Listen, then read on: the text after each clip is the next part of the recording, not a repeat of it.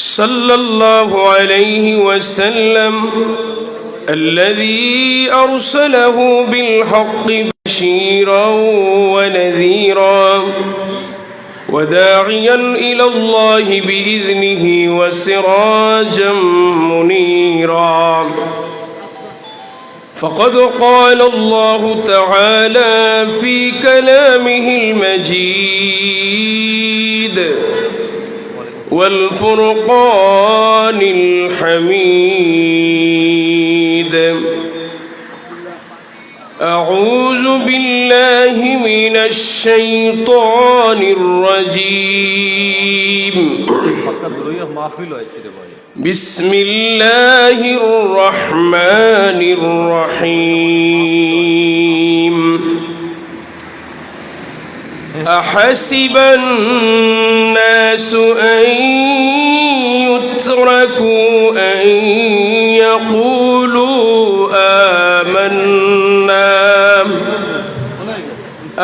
آمنا وهم لا يفتنون.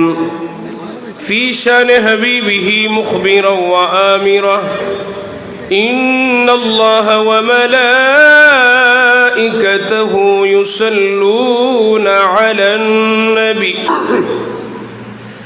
يا أيها الذين آمنوا صلوا عليه وسلموا تسليما. اللهم صل على سيدنا مولانا محمد وعلى آل سيدنا مولانا محمد. اللهم صل على سيدنا مولانا محمد وعلى آل سيدنا مولانا محمد. حشر میں ساتھی بنا لینا مجھے، روز محشر دست اپنے سے پلا لینا مجھے. اللہم صل علی سیدنا مولانا محمد وعلى آل سيدنا مولانا محمد.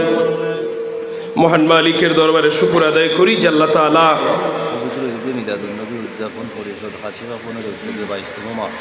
পবিত্র ঈদে মিলাদুন নবী সাল্লাল্লাহু আলাইহি ওয়াসাল্লাম উদযাপন উপলক্ষে কাশিকাফন 22তম বার্ষিক ওয়াজ মাহফিলের সম্মানিত সভাপতি, সম্মানিত উলামায়ে কেরাম, উপস্থিত মুরব্বিয়ানে কেরাম, যুবক ভাইয়েরা, স্কুল কলেজ মাদ্রাসার ছাত্র বন্ধুরা, পর্দানিশী আমার শ্রদ্ধাভাজন সম্মানিতা মা ও বোনেরা, মহান আল্লাহ রব্বুল আলামিনের দরবারে আমরা শুকর আদায় করি যে আল্লাহ তাআলা আজকের এই বরকতপূর্ণ মাহফিলে আমাদেরকে একত্রিত হওয়ার তৌফিক দিয়েছেন বলে আলহামদুলিল্লাহ। আল্লাহ পাকের দরবারে আরেকটা শুকর যে আল্লাহ রব্বুল আলামিন আমাদেরকে সুস্থ রেখেছেন। এই মুহূর্তে আপনার আমার মতো কত মানুষ বিভিন্ন রোগে আক্রান্ত হয়ে বিভিন্ন ক্লিনিকে, বিভিন্ন হাসপাতালে ভর্তি আছে। আল্লাহ তাআলা আপনাকে আমাকে সুস্থ রেখেছেন এবং সুস্থ হালতে এরকম একটি কোরআন সুন্নাহর মজলিসে যে বসার জন্য কবুল করেছেন। আবারও বলি আলহামদুলিল্লাহ। কোরআনুল কারীমের সূরা আনকাবুত থেকে ২য় নম্বর আয়াতে কারিমা তেলাওয়াত করেছি। আল্লাহ রব্বুল আলামিন এই পৃথিবীতে লক্ষাধিক নবী রাসূল প্রেরণ করেছেন, সর্বশেষে আপনার আমার নবীকে প্রেরণ করেছিলেন। আল্লাহ নবী এই দুনিয়াতে এসে মানুষদেরকে দ্বীনের দাওয়াত দিয়েছেন, ইসলামের দাওয়াত দিয়েছেন। আল্লাহ নবীর দ্বীনের দাওয়াতের মেয়াদ ছিল মাত্র 23 বছর। মাক্কি জীবনে 13 বছর, মাদানী জীবনে 10 বছর, এই হলো মোট 23 বছর দাওয়াতির জীবন। ইসলামের দাওয়াত দেওয়ার আগে মক্কার কাফের মুশরিকেরা আপনার আমার নবীকে দুটি উপাধি দিয়েছিল, এক আল আমিন আর একটা হলো সাদেক, বিশ্বাসী এবং সত্যবাদী। যারা আমার নবীকে এই দুটি শ্রেষ্ঠতম উপাধি দিয়েছিল, আপনার আমার নবী যখন দ্বীনের দাওয়াত দেওয়া শুরু করলেন তখন থেকেই তারাই আপনার আমার নবীরে অশ্লীল ভাষায় গালিগালাজ করলো, পাগল বলল, অত্যাচার করলো। সম্মানিত হাজিরিন, তো আল্লাহ রব্বুল আলামিন এই পৃথিবীতে যত নবী রাসূল প্রেরণ করেছেন, যত ইমানদার পাঠিয়েছেন, সবাইকে আল্লাহ তার ইমানের উপর ভিত্তি করে পরীক্ষা করেছেন। কিয়ামত পর্যন্ত যত ইমানদার আসবে সবাইকে আল্লাহ এইভাবে ধারাবাহিকভাবে পরীক্ষা করবেনই। পরীক্ষায় যারা সফল হবে, উত্তীর্ণ হবে, একমাত্র তারাই নাজাত পাবে, আর পরীক্ষায় যারা সফল হবে না এদের জন্য নাজাত নেই। আল্লাহ রব্বুল আলামিন তার পিয়ারা নবীকে এই জমিনে যেই দিন প্রেরণ করেছিলেন, আপনার আমার নবী এই জমিনে আগমন করে মানুষদেরকে দ্বীনের দাওয়াত দিলেন। মাক্কি জীবনে 13 বছর দাওয়াত দিয়েছেন। 13 বছর দাওয়াতের মধ্যে প্রথম 3 বছর দাওয়াতটা ছিল গোপনে। প্রথম 3 বছর দ্বীনের দাওয়াত দিয়েছেন নবীজি গোপনে। আম্মা জান খাদিজাতুল কুবরা রাদিয়াল্লাহু তাআলা আনহারে দাওয়াত দিলেন, তিনি মুসলমান হলেন। আবু বকর সিদ্দিক রাদিয়াল্লাহু তাআলা আনহুরে দ্বীনের দাওয়াত দিলেন, তিনিও মুসলমান হলেন। হযরতে আলী রাদিয়াল্লাহু তাআলা আনহু মুসলমান হলেন। প্রথম 3 বছরে মাত্র কয়েকজন মানুষ মুসলমান হলেন, 10-12 জনের মতো মুসলমান। এরা যে মুসলমান, সমাজের মানুষের সামনে মুখ খুলে বলতে পারেন না, বললে কাফেররা মারবে, এমন কঠিন পরিস্থিতি ছিল। 3 বছর পরে আল্লাহ তাআলা ওহী নাজিল করলেন, হাবিব আর গোপনে দাওয়াত নয়, আবার দাওয়াত দিতে হবে প্রকাশ্যে। আল্লাহ তাআলা যেই দিন ওহী নাজিল করলেন, প্রকাশ্যে দাওয়াতের ওহী নাজিল করলেন, আপনার আমার নবী একদিন সকালবেলা সাফা পাহাড়ের উপরে উঠে ইয়া সবাহা বলতে লাগলেন। বুরের বিপদ বলে নবীজির কণ্ঠ থেকে আওয়াজ।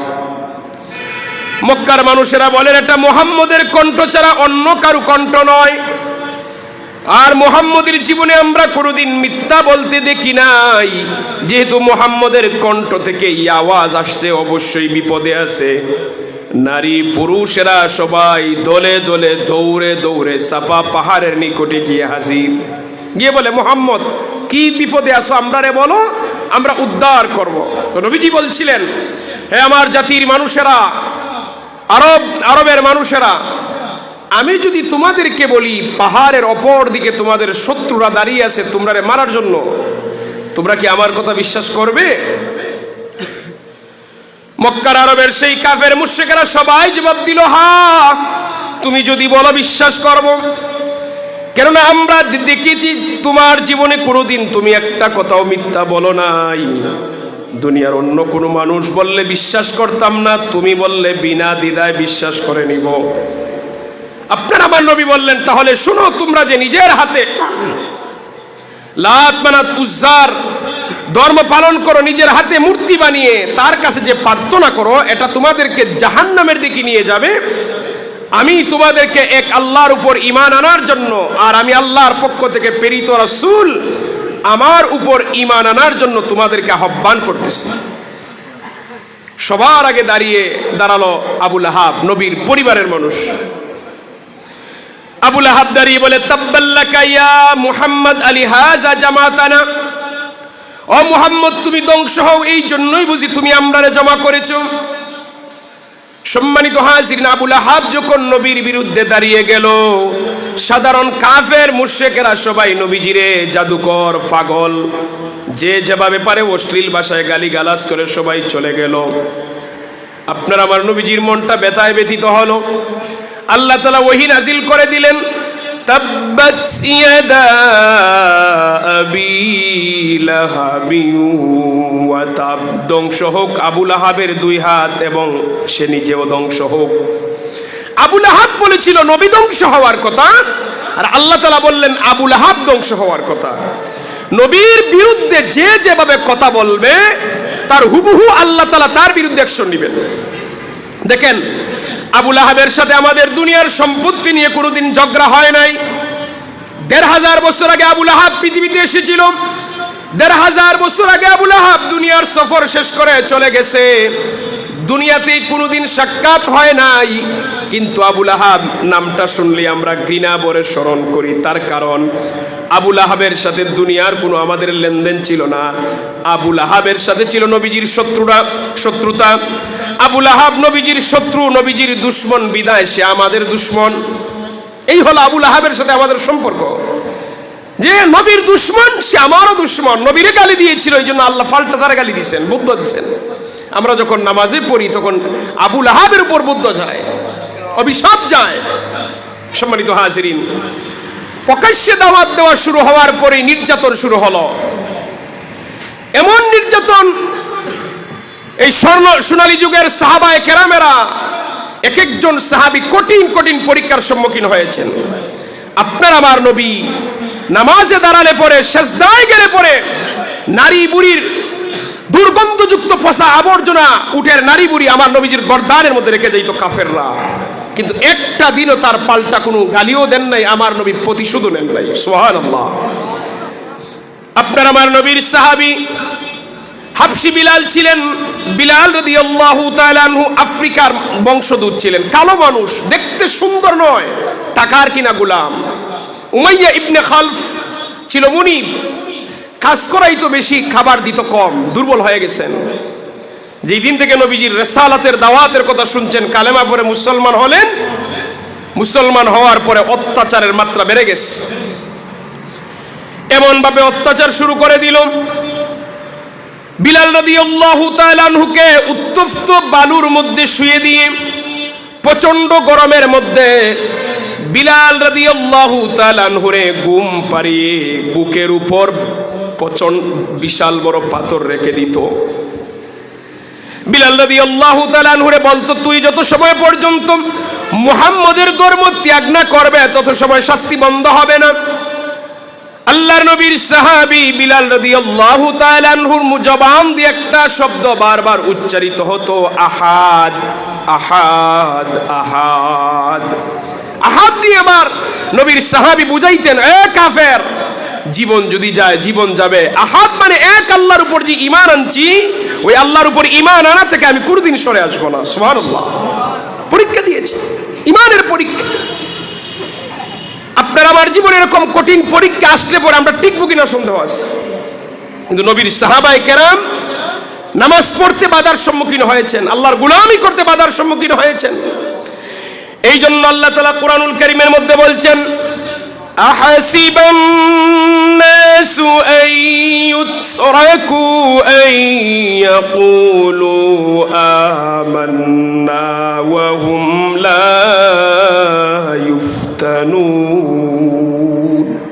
মানুষ কি মনে করে যে মানুষ ঈমান আনছে আর তাকে পরীক্ষা করা হবে না, তাকে এমনি ছেড়ে দেওয়া হবে? মানুষ কি মনে করে যে ঈমান আনছে আর তাকে ছেড়ে দেওয়া হবে, কোনো পরীক্ষা হবে না? এটা হতে পারে না, পরীক্ষা অবশ্যই হবে। যার ঈমান আছে তার পরীক্ষা আছে। পরীক্ষা কি দিয়ে হবে? আপনার অসুস্থতা দিয়ে হতে পারে, আপনাকে আল্লাহ বিপদে ফেলে পরীক্ষা করতে পারেন, সম্পদ দিয়ে পরীক্ষা করতে পারেন, সম্পদ নিয়ে পরীক্ষা করতে পারেন, বিভিন্ন বালা মুসিবত দিয়ে আল্লাহ পরীক্ষা করবেন। ওই সময় যদি কেউ সবর করে, আল্লাহ তাআলার উপর পরিপূর্ণ তাওয়াক্কুল করে, অবশ্যই আল্লাহ তাআলা সাহায্য করবেন, করবেনই, আল্লাহর ওয়াদা। আর ওই সময় যারা ধৈর্য হারা হয়ে যায় তাদেরকে আল্লাহ করবেন না। আল্লাহ নবী সাল্লাল্লাহু আলাইহি ওয়াসাল্লামের একজন সাহাবীর নাম ছিল খাব্বাব ইবনে আরাত রাদিয়াল্লাহু তাআলা আনহু। তিনি একদিন বলেন, ইয়া রাসূলুল্লাহ, আপনি কি আমাদের জন্য দোয়া করেন না? এত মুসিবত আমাদের উপর আসে, এত বিপদ আসে। আল্লাহ নবী সাল্লাল্লাহু আলাইহি ওয়াসাল্লাম জবাব দিয়েছিলেন, ও খাব্বাব ইবনে আরাত, শোনো, তোমাদের পূর্বেই পৃথিবীতে অনেক জাতি ছিলেন, নবী রাসূল ছিলেন, নবী রাসূলের উম্মতেরা ছিলেন।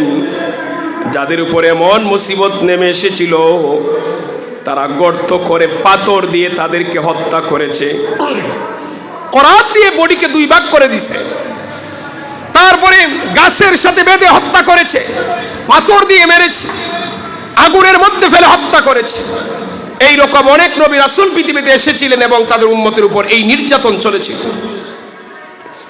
সম্মানিত হাজিরিন, মাদানী জীবনের প্রাক্কালে, মাদানী জীবনের প্রাথমিক যা অবস্থা ছিল মুসলমানদের খুবই কষ্টের, বেদনার। কেন? হিজরত করে অনেক দুর্বল মুসলমানদেরকে নবীজি মদিনা নিয়ে আইছেন। মদিনার মুসলমানরা তারার সম্পদ ভাগ করে তাদেরকে দিয়ে দিছেন।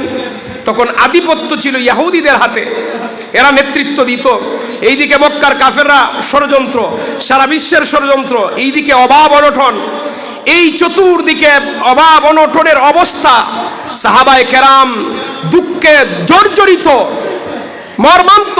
খাবার এক বেলা যদি খান, দুই বেলা খাবার নাই, প্রয়োজন বেঁধে পেটের মধ্যে পাথর বেঁধে জীবন বাঁচাইছেন। এমন কঠিন পরিস্থিতিতে যখন মুসলমানরা মাদানী জীবনের সূচনা লগ্নে আল্লাহ রব্বুল আলামিন সান্ত্বনার বাণী শুনাইছেন। সূরা বাকারার 214 নম্বর আয়াত নাজিল করে আল্লাহ তাআলা নবীজির সান্ত্বনার বাণী শুনাইছেন। কি বাণী? أم حسبتم أن تدخلوا الجنة ولما يأتكم مثل الذين خلوا من قبلكم مستهم البأساء والضراء وزلزلوا حتى يقول الرسول والذين آمنوا معه متى نصر الله ألا إن نصر الله قريب। আল্লাহ তাআলা বলেন, মানুষ কি মনে করে মানুষ এমনি জান্নাতে প্রবেশ করে যাবে? তার উপর যত সময় পর্যন্ত ওই বিষয়ের সম্মুখীন হয় নাই, তোমরা যত সময় পর্যন্ত ওই বিষয়ের সম্মুখীন হও নাই, তোমাদের পূর্বে যারা এসেছিলেন তাদের উপর যেই রকম বিপদ এসেছিল, তারা যেই বিষয়ের সম্মুখীন হয়েছিলেন, বিষয়টা কি? মাসাতহুমুল বাসা ওয়াদ-দাররা ওয়াজুলজিলু, তাদের উপর চরম বিপর্যয় নেমে এসেছিল, অত্যাচার, নির্যাতন, ভূমিকম্পর মতো ভয়াবহ বড় বড় বিপদ আসছিল। আর ওই সময় যারা ছিলেন, হাত্তা ইয়াকুলার রাসূল, ওই সময় যারা নবী রাসূল ছিলেন তারা বলছিলেন, এবং ওয়াল্লাযীনা আমানু মাআহু, ওই সময় যারা ঈমানদার ছিলেন তারা বলছিলেন, মাতা নাসরুল্লাহ, আল্লাহর সাহায্য কখন আসবে? আমরা তো বিপদে শেষ। তখন আল্লাহ তাআলা বলছিলেন, আলা ইন্না নাসরুল্লাহি করিব, আল্লাহর সাহায্য অতি নিকটে, অচিরেই আসবে। এটা দ্বারা আল্লাহ নবীকে আল্লাহ তাআলা জানিয়ে দিলেন, হাবিব, বিপদ শুধু আপনার উপর আর আপনার উম্মতের উপর আসে নাই। বিপদ এখন যেভাবে দেখতেছেন, অতীতে যারা নবী রাসূল ছিলেন তাদের উপর এসেছিল, তাদের উম্মতের উপর এসেছিল। সম্মানিত হাজিরিন, তার মানে ইমানদার হলেই বিপদ আসবে, পরীক্ষা আসবে, পরীক্ষা থেকে কেউ রক্ষা পাবে না। একজন সাহাবীর আলোচনা করে আমি মুনাজাত দেব। উনি ছিলেন হযরতে আব্দুল্লাহ ইবনে হুযায়ফা রাদিয়াল্লাহু তাআলা। ঈমানের পরীক্ষা দিয়েছিলেন, ঈমানের সবচেয়ে বড় পরীক্ষা দিয়েছিলেন। আমিরুল মুমিনিন হযরতে উমর রাদিয়াল্লাহু তাআলা আনহু যখন মসনদে অর্ধেক পৃথিবীর প্রেসিডেন্ট ছিলেন, বাদশা ছিলেন, তখন তিনি আব্দুল্লাহ ইবনে হুযায়ফা রাদিয়াল্লাহু তাআলা আনহুর সাথে আরো অনেক সাহাবায়ে কেরামদের দিয়ে পাঠাইছেন রোম সাম্রাজ্যে দিনের দাওয়াতের কাফেলা। এরা মানুষদেরকে দিনের দাওয়াত দিবেন, কাফেলা নিয়ে রওনা দিছেন। গোয়েন্দা সংস্থা এদেরকে ধরে নিয়ে গেছে বাদশার দরবারে। তখন রোমান সম্রাট ছিল হিরাক্লিয়াস, পৃথিবীর সাম্রাজ্যবাদীর প্রধান ছিল রোমান সম্রাট হিরাক্লিয়াস। সে ধরে নিয়ে, সে ছিল একবারে পাক্কা খ্রিস্টান ধর্মের অনুসারী। সে চাইল যে মুসলমানদেরকে যে কোনোভাবে এরারে খ্রিস্টান বানাইবে। তো নবীর সাহাবী আব্দুল্লাহ ইবনে হুযায়ফা রাদিয়াল্লাহু তাআলা তার সামনে নিছে, নিয়া বলে, আব্দুল্লাহ ইবনে হুযায়ফা, তুমি যদি আমার প্রস্তাব মানো তাহলে আমি তোমাকে ছেড়ে দিব, আর যদি না মানো তাহলে তোমার সামনে বিপদ আছে। সে প্রস্তাব দিল, তুমি ইসলাম ধর্ম ছেড়ে খ্রিস্টান হয়ে যাও, যদি খ্রিস্টান হতে পারো তোমার জন্য দুইটা অফার আছে। এক, আমার সাম্রাজ্যের অর্ধেক তোমার নামে লিখে দিব, 2 আমার শাহজাদি মেয়েকে তোমার কাছে বিয়ে দিব। আচ্ছা, দুনিয়ার লাগে এর চেয়ে বড় কোনো অফার আর আসেনি? নাই। সাম্রাজ্যের অর্ধেক লিখে দিবে, নিজের সুন্দরী মেয়েরে বিয়েও দিবে, শুধুমাত্র ইসলাম ধর্ম ছেড়ে খ্রিস্টান ধর্ম গ্রহণ করলে। তিনি জবাব দিয়েছিলেন, ওরে রোমান সম্রাট হিরাক্লিয়াস, তুমি তো তোমার সাম্রাজ্যের অর্ধেক বলেছ, তুমি যদি তামাম দুনিয়াও আমার জন্য লিখে দাও, তারপর মুহাম্মদ সাল্লাল্লাহু আলাইহি ওয়াসাল্লামের দ্বীন ছাড়তে পারবো না। বলেন সুবহানাল্লাহ। ঈমান কত মজবুত হলে, ঈমানের সর্বোচ্চ স্তর থাকলে পরে এমন জবাব দেওয়া যায়, ঠিক না? সম্মানিত হাজরিন, সম্রাট হিরাক্লিয়াস রাগান্বিত হয়ে বলে, ফাঁসির মঞ্চ রেডি করো, আমি নিজের উপস্থিতি তাদেরকে ফাঁসি দিয়ে হত্যা করব। ফাঁসির মঞ্চ রেডি করা হলো। সম্রাট হিরাক্লিয়াস বলে, তাকে নিয়ে যাও, তাকে ফাঁসি দাও। আব্দুল্লাহ ইবনে হুযায়ফা রাদিয়াল্লাহু তাআলা আনহুরে ফাঁসির মঞ্চে নিয়ে যাবে। সম্রাট হিরাক্লিয়াস চেয়ে দেখে আব্দুল্লাহ ইবনে হুযায়ফার চেহারার মধ্যে কোনো দুশ্চিন্তার ছাপ নাই, কোনো দুশ্চিন্তা নাই, মুস্কি হাসতেছেন। আচ্ছা, মঞ্চে, ফাঁসির মঞ্চে যাওয়ার আগে মানুষের এরকম সতেজ থাকা তো এটা স্বাভাবিক কথা না। সম্রাট অবাক হয়, কি ব্যাপার? আব্দুল্লাহ ইবনে হুযায়ফা, কিছুক্ষণ পরে তুমি দুনিয়ার সফর শেষ করবে, তোমার আমি মেরে ফেলবো, তোমার কি একটু দুনিয়ার প্রতি মায়া লাগে না? তোমার চেহারায় কোনো দুশ্চিন্তার ছাপ নাই, তুমি হাসতেছো, তার কারণটা কি আমার একটু বলো তো। আব্দুল্লাহ ইবনে হুযায়ফা রাদিয়াল্লাহু তাআলা জবাব দিয়েছিলেন, ওরে বাদশা, রোমান সম্রাট, তুমি তো মারবে শুধু আমার বডিকে, তুমি ফাঁসি দিলে আমার বডিকে শুধুমাত্র অচল করবে। তুমি জানো না, তুমি যত তাড়াতাড়ি আমাকে মারবে, তত তাড়াতাড়ি আমার রুহুটা আমার আল্লাহর সাথে সাক্ষাৎ করতে যাবে।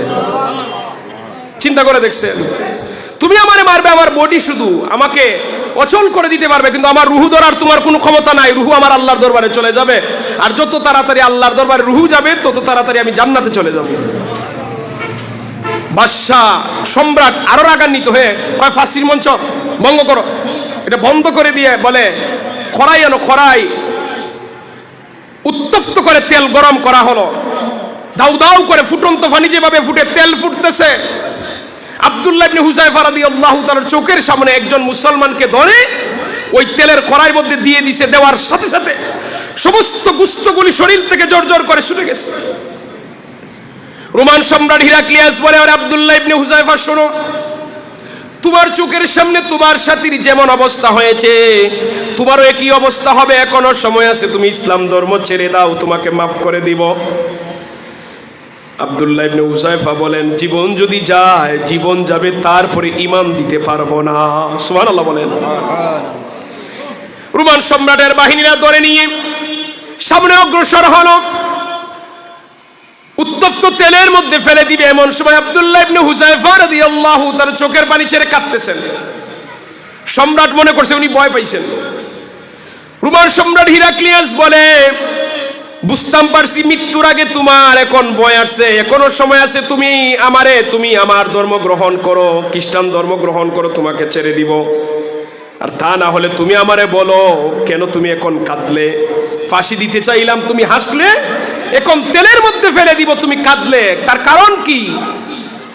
নবীর সাহাবী আব্দুল্লাহ ইবনে হুযায়ফা রাদিয়াল্লাহু তাআলা বললেন, ওরে রোমান সম্রাট হিরাক্লিয়াস, শোনো, আল্লাহ তাআলা আমার একটা জীবন দিবেন, তুমি যদি ওই উত্তপ্ত তেলের মধ্যে ফেলে দাও, তুমি আমারে একবার মারবে। আল্লাহ তাআলা যদি এইভাবে আমারে 100টা জীবন দিতেন, আমি 100 বার তেলের মধ্যে পড়তাম, জীবন দিতাম, তারপরও কোনোদিন দ্বিধাবোধ করতাম না। চিন্তা করে দেখেন, ঈমানের কতটুকু উচ্চ স্তরে থাকলে এমন কথাবার্তা বলা যায়। সম্মানিত হাজিরিন, বাদশা দেখে এরা তো তেলে ফেলের মধ্যে ফেলিয়ে দিল, তো কোনো লাভ নাই, কয় ছেড়ে দাও। তারা কি করছে জানেন? কয়েকটা গড়ে বন্দি করো। একটা গড়ের মধ্যে বন্দি করে একজন সুন্দরী রূপসী চরিত্রহীন একটা মেয়ে রেডিয়া দিছে, যে পৃথিবীর মানুষ যাই হোক না কেন, নারীদের প্রতি একটা আকর্ষণ আছে, নারীদের প্রতি একটা লোভ থাকি মানুষের, যেন সে বাধ্য হয়ে ওই মহিলার সাথে জেনা করে, আর জেনা করলে পরে তার ঈমান দুর্বল হবে, একসময় মেনে নিবে। সুন্দরী রমণী পাঠাইছে, দরজা লাগিয়ে দিছে। সম্মানিত হাজিরিন, দীর্ঘ অনেক ঘন্টা চেষ্টা করার পরে ওই মহিলা ঘর থেকে বের হয়ে রোমান সম্রাট হিরাক্লিয়াসের সামনে গিয়ে বলে, সম্রাট, তুমি আমাকে কার কাছে পাঠিয়েছো?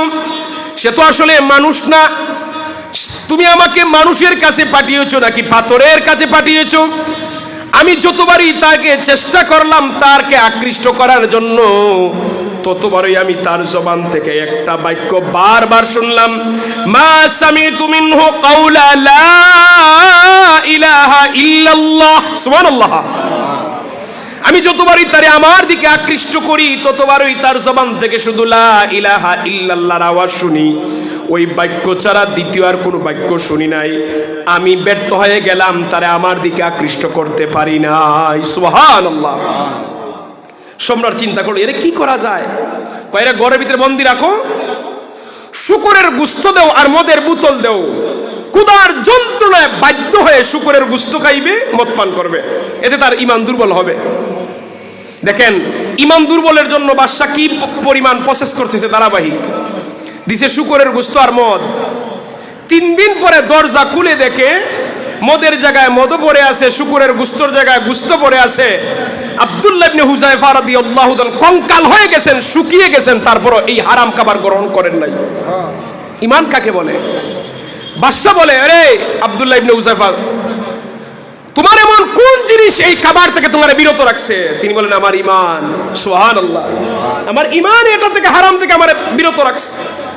কিভাবে ঈমান বিরত রাখে? তিনি জবাব দিলেন, আমি যদি শুকরের গুস্ত খাইতাম, মদ পান করতাম, তাহলে আমার আল্লাহ বেজার হইতেন, তুমি খুশি হতে। আমি আমার আল্লাহকে বেজার করতে পারবো না, আর তোমারে খুশি করতে পারবো না। আমার আল্লাহরে খুশি করার জন্য তোমাকে 1000 বার আমি বেজার করতে বাধ্য। সুবহানাল্লাহ।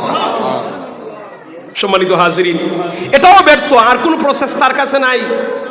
ফাঁসি দিয়েও পারলো না, ঈমান থেকে বিরত রাখবে, উত্তপ্ত কড়াইয়ের মধ্যে ফেলে দিয়েও পারলো না, শুকরের গুস্ত মদ দিয়েও পারলো না, সর্বশেষে নারী দিয়েও পারলো না। এখন কি করবে? আমার সর্বশেষ প্রস্তাব, তুমি যদি আমার কপালে একটা চুমা দেও, তাহলে আমি তোমাকে ছেড়ে দিব। কপালে চুমা দেওয়ার অফার দিছিল। আব্দুল্লাহ ইবনে হুযায়ফা রাদিয়াল্লাহু তাআলা আনহু বললেন, ঠিক আছে, আমি রাজি, তবে আমার একটা শর্ত আছে। শুধু আমি না, আমার সাথে যত মুসলমান আছে সবাইকে মুক্ত করে দিতে হবে। বাদশা রাজি হয়ে গেছে।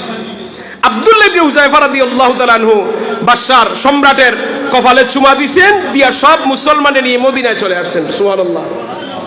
এসে সব বিবরণ আমিরুল মুমিনিন উমর রাদিয়াল্লাহু তাআলা আনহুর কাছে বলার পরে উমর রাদিয়াল্লাহু তাআলা জবাব দিয়েছেন, আমিরুল মুমিনিন, আমি জীবনেও ওই কাফেরের কপালে চুম্বন দিতাম না। আমি আমার জন্য চুম্বন দেই নাই, আমি মুসলমান ভাইদেরকে বাঁচানোর জন্য চুমাটা দিছি। আমিরুল মুমিনিন হযরত উমর রাদিয়াল্লাহু তাআলা আনহু এবার আব্দুল্লাহ ইবনে হুযায়ফা রাদিয়াল্লাহু তাআলা কপালে চুমা দিয়েছেন, দিয়ে বলেন, আজ দুনিয়ার সমস্ত মুসলমানের দায়িত্ব হলো তোমার কপালে চুম্বন দেওয়া, যে তুমি তোমার ঈমানের পরীক্ষা দিয়ে উত্তীর্ণ হয়ে সমস্ত তোমার দ্বীনী ভাইদেরকে, মুসলমান ভাইদেরকে তুমি বাঁচিয়ে যে ফিরিয়ে আসছো। সুবহানাল্লাহ। সম্মানিত হাজিরিন, এইভাবে আপনার আমার জীবনে ঈমানের পরীক্ষা আসতে পারে। কিন্তু আমরা ঈমানের পরীক্ষা আসবে কি?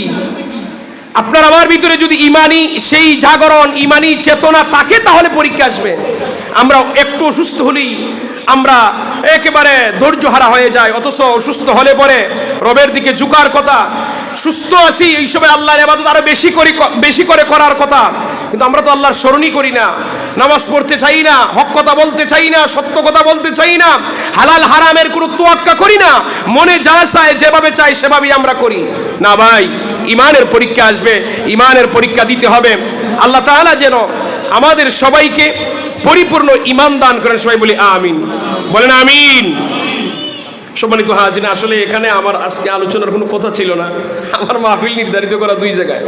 ইমাম সাহেব ধরছেন যে যেহেতু আপনি এদিকে আসবেন আর এখানে মাঝে মাঝে আমরা একসাথে বই রেস্ট করেন, তাহলে সূচনা লগ্নে যদি কিছু কথা বলেন তাহলে আপনারা ফাইলাম। এই হিসাবে সংক্ষিপ্ত সময়ে কিছু কথাবার্তা বললাম। আল্লাহ তাআলা যেন এখান থেকে আমাদের যে আলোচনার মূল শিক্ষাটা হলো আমাদের ঈমান মজবুত করব আমার আলোচনা বুঝতেছেন তো? আমরা ঈমানকে মজবুত করতে হবে। ঈমান যদি মজবুত না হয় ভাই, এই দুনিয়ার কোনো কিছুর দাম নাই আল্লাহর কাছে। আল্লাহ তাআলা যেন আমাদের সকলের ঈমানকে পরিপূর্ণ করে দেন, ঈমানকে মজবুত করে দেন। সবাই বলি আমিন। ওয়া আখিরি দাওয়ানা আনিল হামদুলিল্লাহি রাব্বিল আলামিন। সাল্লাল্লাহু আলা সাইয়্যিদিনা মাওলানা মুহাম্মদ ওয়া আলা আলিহি ওয়া আসহাবিহি ওয়া সাল্লাম। আল্লাহুম্মা আমিন। আলহামদুলিল্লাহি রাব্বিল আলামিন। সালাতু ওয়াসসালামু আলা রাসূলিহিল কারীম ওয়া আলা আলিহি ওয়া আসহাবিহি আজমাইন। ربنا ظلمنا أنفسنا وإن لم تغفر لنا وترحمنا لنكونن من الخاسرين। আল্লাহ আজকের মাহফিলকে কবুল আর মঞ্জুর করে নাও, এই পরিষদরে কবুল আর মঞ্জুর করে নাও। আয়া রব্বে কারিম, মিলাদুন নবী সাল্লাল্লাহু আলাইহি ওয়াসাল্লাম উদযাপন উপলক্ষে আজকের মাহফিলকে কবুল করে নাও। এই মাহফিল আয়োজন করতে গিয়ে দেশ বিদেশ থেকে যে যেভাবে সাহায্য করেছেন সকলের সাহায্যকে কবুল করে নাও। এই এলাকার জিন্দা মুর্দা সবাইরে মাফ করে দাও। এই মাহফিলরে সবার জন্য নাজাতের জরিয়া বানাই দাও। বেমারিদেরকে শিফা করে দাও।